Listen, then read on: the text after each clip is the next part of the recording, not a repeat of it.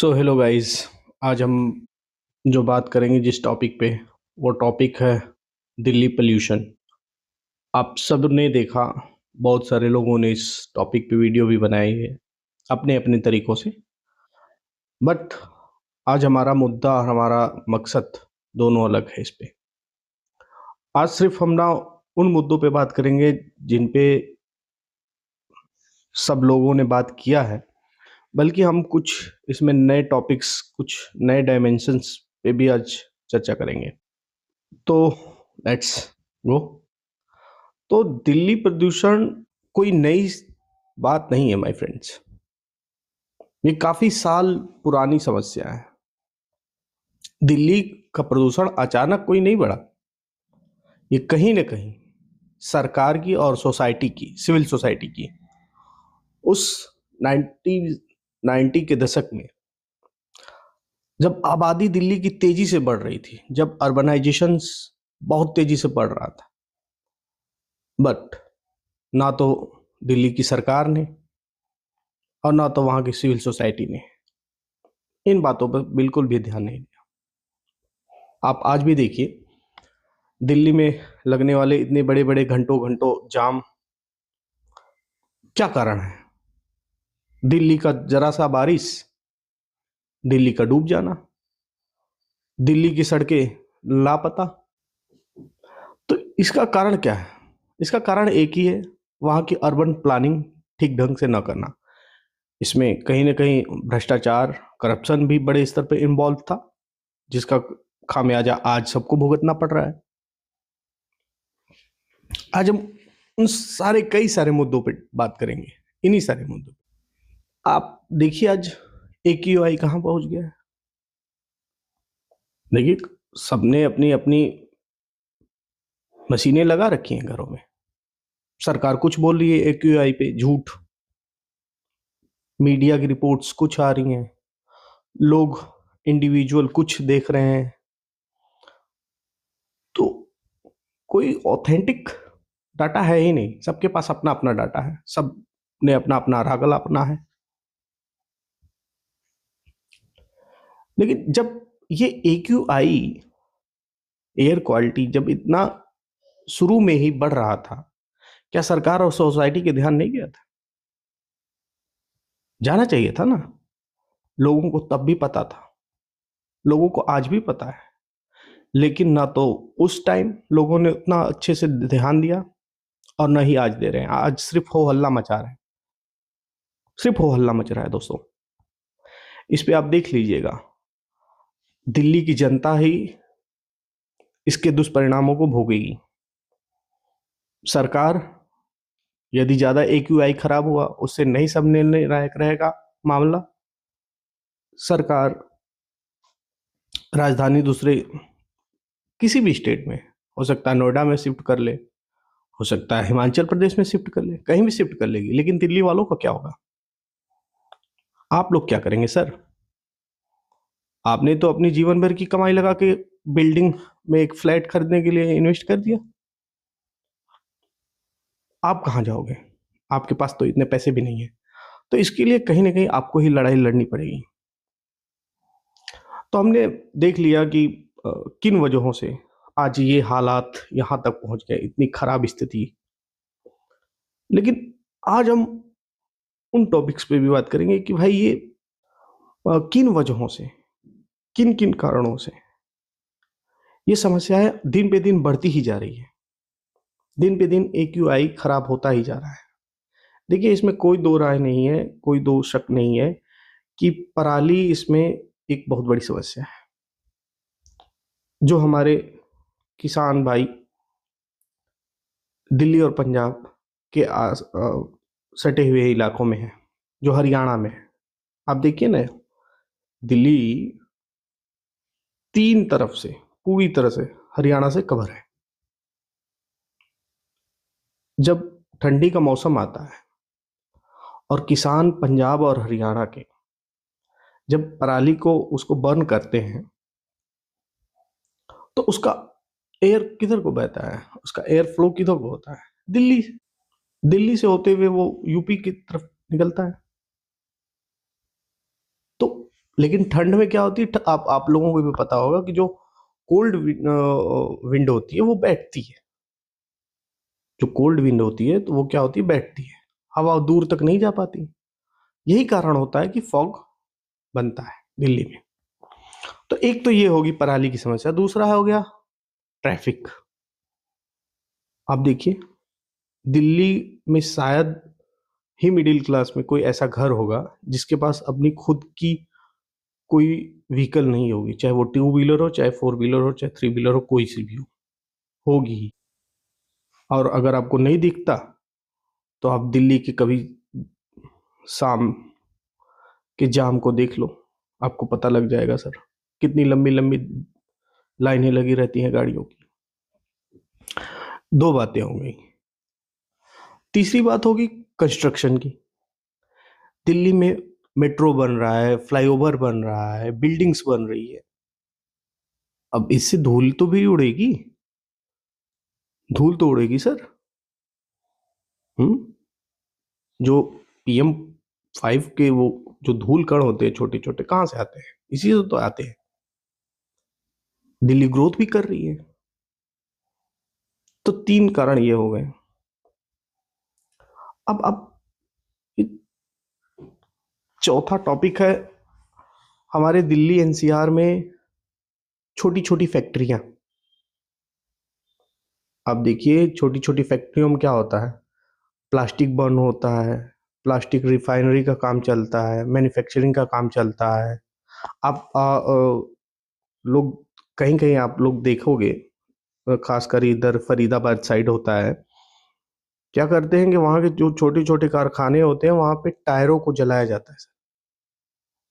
Tyres, rubbers का काफ़ी बड़े लेवल पर मैन्युफैक्चरिंग और काम होता है उनका। तो एक ये हो गया इंडस्ट्रियल, इसको पोल्यूशन आप कह सकते हो। फिर होता है जियोग्राफिक।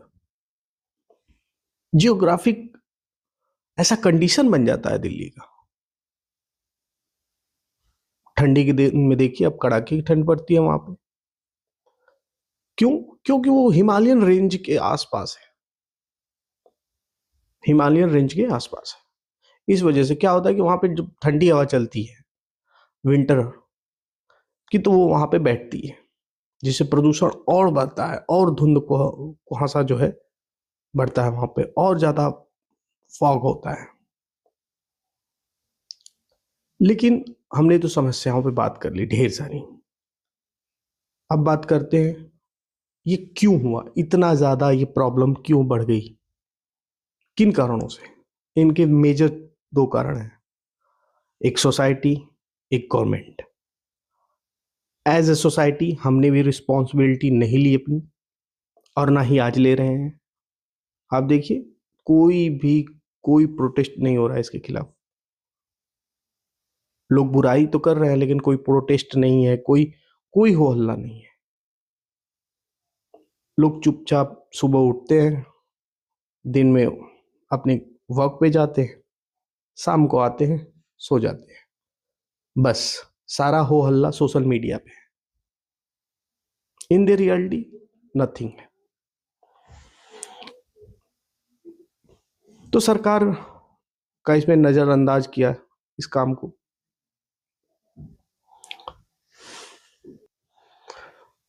सरकार ने इस समस्या को कभी भी लॉन्ग टर्म की समस्या समझा ही नहीं। कोई इसके लिए लॉन्ग टर्म नहीं बनाया प्लान।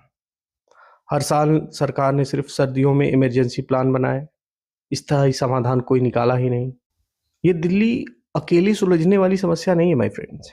इसके लिए आपको जो इसके नेबरहुड्स स्टेट्स है उनसे भी आपको हेल्प लेनी पड़ेगी, तब जाके इसका ये जो बहुत बड़ी समस्या बनती जा रही है ये सुलझेगी। पब्लिक ट्रांसपोर्ट प्रायोरिटी नहीं दी गई सरकार के द्वारा। आप आज भी देखिए कितनी सारी जनसंख्या इतनी है भरी पड़ी, लेकिन पब्लिक ट्रांसपोर्ट के नाम पे कुछ भी नहीं है जनसंख्या के हिसाब से। बसों में, मेट्रो में लोग ठुसे पड़े हैं, और खासकर दिल्ली मेट्रो तो फेमस भी है। अपने लिए। पराली जो जला रहे हैं किसान, उन पे कोई एक्शन नहीं होता। क्या होगा? कोई एक्शन नहीं होता, कोई सरकार नहीं लेती। सिर्फ कानून बनते हैं जो फाइलों में बनकर ही रह जाते हैं। हर साल जो कानून बनते हैं उन कानूनों को झेलना पड़ता है दिल्ली के आम लोगों को, मिडिल क्लास को। इस बार रेखा मैम आई, उन्होंने लागू कर दिया। पिछली बार केजरीवाल सर थे, उन्होंने लागू कर दिया नियम। क्या मिला? कोई परिणाम नहीं आने वाला दोस्त, क्योंकि कोई भी लॉन्ग टर्म सोल्यूशन ढूंढ ही नहीं रहा। एज ए सोसाइटी हमें क्या करना चाहिए था, या क्या करना है? हमने अपनी रिस्पॉन्सिबिलिटी कुछ समझी ही नहीं। हमने सरकार को रिस्पॉन्सिबल ठहरा दिया कि भाई ये तो सरकार को समस्या हल करनी चाहिए। हमने इस पे कोई एक्शन ही नहीं लिया। हम सिर्फ क्रिटिसाइज करते रह गए इस समस्या को। कचरा आप देखिए, आप भी आज भी कचरे को सही से लोग ये नहीं डाल पाते, जबकि सरकार ने कलर बॉक्स कर दिए। फिर भी कार खरीदना एक स्टेटस मान लिया है लोगों ने। भाई आपके पास अच्छी कार नहीं है तो यू आर नॉट रिच, आप मेरे सोसाइटी लायक नहीं हो, आप मेरी क्लास लायक नहीं हो। समझ रहे हो? सोसाइटी में एक अलग ही नियम तोड़ना आम बात है। एक दिल्ली का तो फेमस डायलॉग है ना, मेरे बाप को नहीं जानता। There was famous dialogue in Delhi NCR. प्रदूषण बढ़ता गया, लेकिन जनता ने कभी भी बड़े स्तर में दबाव नहीं बनाया, कोई प्रोटेस्ट नहीं किया इसके लिए दिल्ली वालों ने, और ना ही वो आज कर रहे हैं। सबने सोचा अरे कुछ नहीं, ये तो ठंडी के मौसम में आती है समस्या, चली जाती है। अच्छा, कुछ साल तो दिल्ली वालों को ये भी समझ में आया कि अरे ये तो हम लोग जो है हिमालयन रेंज के आसपास रहते हैं ना, इसलिए हम लोगों को जल्दी ठंडी लगने लगती है, जल्दी कुहासा आ जाता है, जल्दी धुंध छा जाती है। कुछ साल तो ये भी लगा उन्हें। बट आज यह समस्या इतनी गंभीर क्यों बन गई? 20-25 सालों की लापरवाही की वजह से हमारे फेफड़ों में वो घुस रहे धुएं हमारी जिंदगी के लिए कितने हानिकारक हैं, ये सरकार नहीं सोचने वाली। ये आपको सोचना पड़ेगा। वाहनों का भार है सर दिल्ली में बहुत ज्यादा। दिल्ली में जितनी सड़कें नहीं है उससे ज्यादा तो गाड़ियां हैं।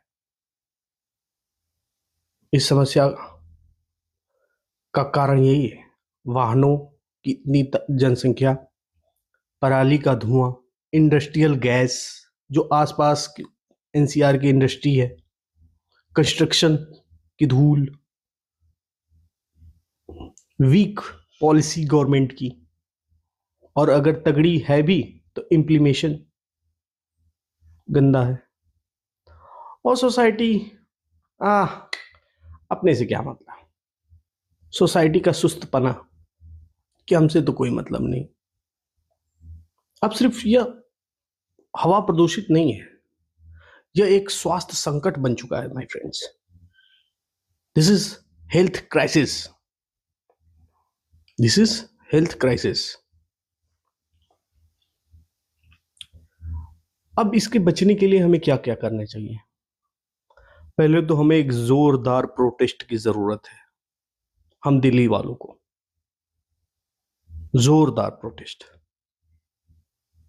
एक ऐसी बॉडी की जरूरत है जो स्पेसिफिक एक्यूआई के मुद्दे पे काम करे।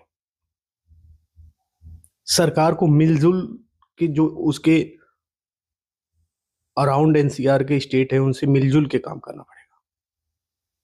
क्योंकि आप कितना भी अच्छा काम कर लीजिए ना दिल्ली में, पंजाब और हरियाणा का किसान अगर पराली जलाएगा तो वो आप पे असर पड़ेगा। और एज ए सोसाइटी हमारा कर्तव्य है कि हम लोगों के अंदर जागरूकता फैलाएं। एज ए सोसाइटी हमें उस भागती हुई दौड़ का हिस्सा भी नहीं बनना चाहिए जहां हर घर में जरूरी होती है कार। अब देखिए, जिनके पास थोड़ा पैसा अधिक है उनके तो पर्सन टू पर्सन कार है। हमारे अब के घरों में हो सकता है कि किसी भाई फैमिली में एक कार हो सकती है, बट जो रिच है उनके पास तो पर्सन टू पर्सन कार है। तो ये भी नहीं होना चाहिए।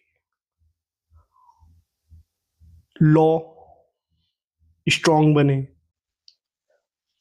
बाकी दिल्ली वालों को जरूरत है इस संकट से निकलने की, वरना दिल्ली वालों, आप सिगरेट स्मोकिंग करो न करो, आप ऑलरेडी इतना स्मोक कर रहे हो कि विदाउट स्मोकिंग आप कैंसर की चपेट में हो।